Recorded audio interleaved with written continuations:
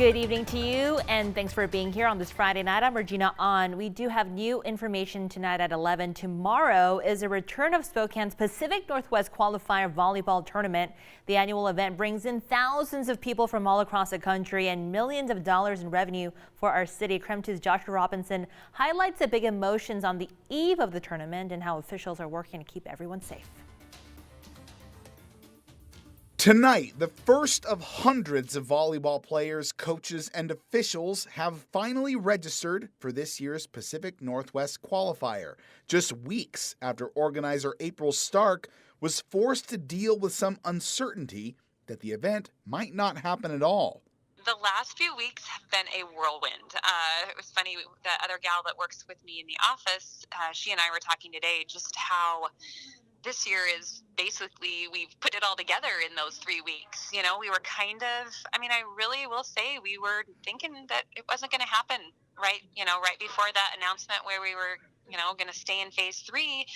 And already this week, Stark says she can see immediate results from the decision to require new protocols for negative COVID tests and vaccine requirements. We are really glad that we have our protocols in place about the testing and the vaccination, because we've had some teams just this week with players that were either unable to play or full teams that actually had kids that were sick. So if we hadn't required that, and they would have come here, we don't know what would have happened. Some people are so grateful that we're requiring testing, and other people think it's silly. Why would we have to wear masks? And, if you're going to be negative, don't come.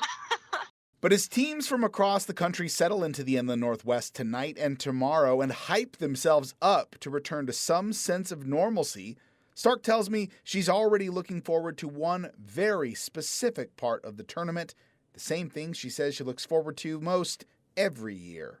It is when we ask everyone to please rise for the national anthem, and it starts, and all the kids are on the courts, the coaches, the parents are there, and it makes me cry every time. Just one of what could be many emotional moments for players, coaches, and family alike when the tournament starts up tomorrow. Joshua Robinson, KREM 2 News. Well, Washington State on track to potentially reopen by June 30th. Governor Inslee announced a decline in COVID-19 activity put the state in a position to reopen. And according to data from the State Department of Health, hospitalizations have declined since reaching a peak on April 27th. Inslee also announced that all counties in Washington will move to or stay in phase 3 starting on Tuesday. Well, after the new mask guidelines from the CDC and the governor, many local and national businesses were then left to decide whether to still require masks in their businesses. KREM 2's Amanda Rowley talked to some local businesses who posted about their decision right on social media. Good evening. Well, I don't know about you, but I saw a ton of masks getting ripped off after Governor Jay Inslee's announcement that if you're vaccinated, fully vaccinated, you don't need to wear a mask anymore. But some businesses are saying not so fast, which means you're going to start seeing more signs like this at some businesses where they say masks are still required here, even if you're vaccinated. Now, Auntie's Bookstore posted on Facebook it will be requiring masks until further notice. It points out the statewide mask mandate is still in effect and only 37% of Spokane County is even vaccinated. Now that's data Spokane Regional Health District reported yesterday.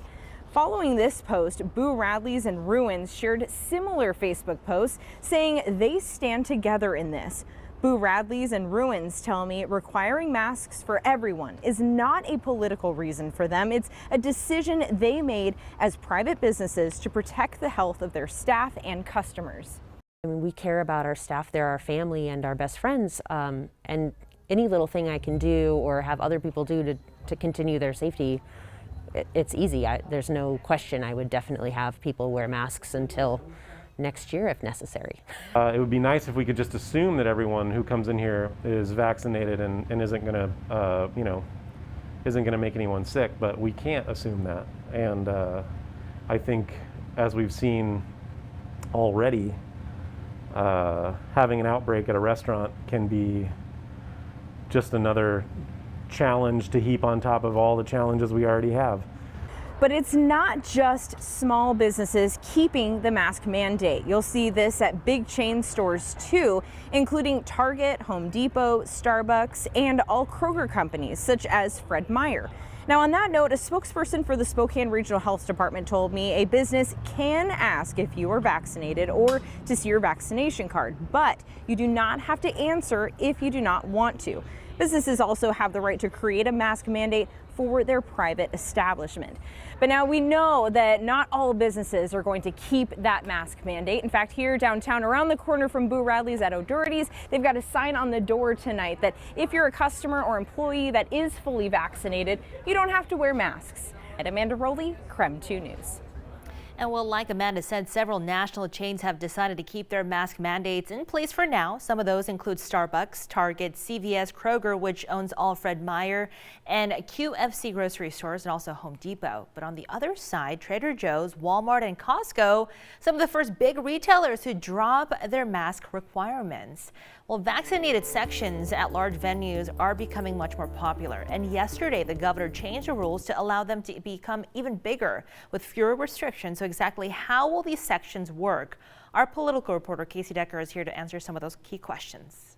These sections can be filled to 100% capacity with no distancing required, meaning you actually can sit right next to strangers. And as of yesterday, masks are no longer required in the fully vaccinated sections. Meanwhile, any portion of the stadium or arena where people who aren't fully vaccinated are allowed, those still have to follow the phase requirements. Starting Tuesday, the entire state will be in phase 3. That means 25% capacity in outdoor stadiums with a maximum of 9,000 unvaccinated people, or 50% capacity in indoor arenas with a maximum of 1,000 unvaccinated people. Groups must be 6 feet apart and everyone must be wearing masks. So clearly some benefit here to being in a vaxxed section. The question is, of course, who's allowed in? If you're 16 years or older, you must be fully vaccinated to get in. That means it's been 2 weeks since you got your final dose. For adults, there are no exceptions to this. Either you're fully vaxxed or you go into the unvaxxed section. So what about kids then? Well, kids ages 12 to 15 now have 2 options. 1, they can get in if they are fully vaccinated, now that they're eligible for the shot. Or 2, they can get in even if they aren't vaccinated, if they have tested negative for COVID in the past 3 days. Children ages 5 to 11 only have one way to get in since they're not vaccine eligible yet, and that's a negative test. And children under the age of 5 can get in regardless, no vax or test required, as long as the adult they're with is fully vaccinated. All right, the next question, of course, how do people know you're fully vaccinated? Well, the governor's office has outlined a list of acceptable forms of proof. 1, of course, is your actual vax card. 2, you could take a photo of the card and print it out if you're into that. 3, you could just show a photo of your card on your phone. Or 4, you can show paper or digital records you got from your healthcare provider or downloaded from the state database.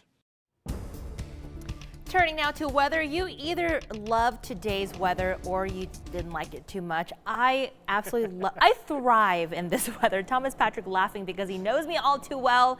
And Thomas, I spent my dinner just enjoying some ice cream, some ice, cola. It was just amazing. That's perfect. Yeah. I honestly thought you were going to say you either love this weather or you love this weather. That's a good one. Yeah. I know some people love the cold weather like Mark. He loves the snow. So there's a couple of people out there. But even Mark would say, okay, this weather's pretty great too. And this weekend's going to be awesome as well. Great outdoor weather, great for having a picnic in the park. In fact, I did that a couple days ago this past Wednesday, and I was actually surprised to see so many people just enjoying a picnic with their families out at the park. I think that's going to be a popular destination for this weekend. Let's go hour by hour for tomorrow. About 54 degrees at 7 o'clock in the morning, into the low 80s for high temperatures to kick off our Saturday. A lot more 80s on the way for Sunday as well. So here's what Saturday looks like. I go about 83 for the high in Spokane, still some upper 70s across North Idaho. Just realize that while temperatures are warm, water temperatures are much colder because I think the lakes and the rivers are going to be popular destinations as well.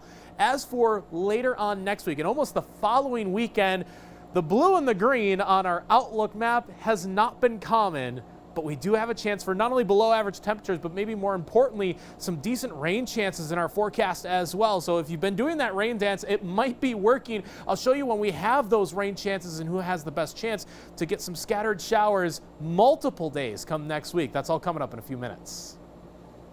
All right, Tom, thank you. Well, an unexpected impact from the coronavirus pandemic is furniture shortage. Early in the pandemic, stores struggled with significant delays in delivering your furniture, and today those delays continue to persist. And now customers are waiting upwards of 8 months for their delivery. KREM 2's Amanda Rowley set out to find out why. What are you saying to customers to kind of prepare them for the wait on their order? Well, that's the first thing we probably address when they walk in. How soon are you needing it? And I think that everybody has gone around, and by the time they're walking in a furniture store, they're kind of a little bit more prepared for it. Not nowadays. So coming up on Saturday at 10 and 11 p.m., so that's tomorrow, Amanda will explain what is holding up your new furniture deliveries. Well, one of the biggest fundraisers for the Women Helping Women Fund organization is happening in just a couple of days. The organization empowers local women and children through grants and scholarships. May 18th will be Bloom Big Day, what they're calling it. It's a day of giving, and through May 30th will be Bloom Together. It's an effort to get as many people to donate as possible. Bloom Together is this wonderful campaign. We have pledged over $300,000 for nonprofit organizations in the area. These are programs that are meeting critical needs for women and children. For 29 years, Women Helping Women Fund has been awarding grants. Now, the funds raised at the annual luncheon is usually what pools that contribution and those funds for the grants, but we can't have that this year again. So instead, we've launched this virtual campaign that's really about raising funds for those amazing nonprofits.